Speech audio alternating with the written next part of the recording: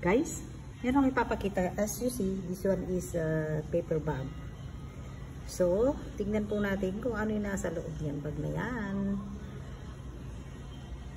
Dahil pumasok sila sa bahay, gusto nilang i-catch yung mga saging ko doon at prutas. Ito sila ngayon. Ayan, surprise! Ano yung nandiyan sa loob ng bag na yan. Ayan, lalabas dyan.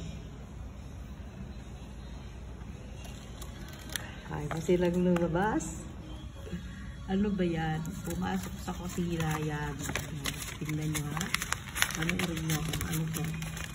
Yan. Secret.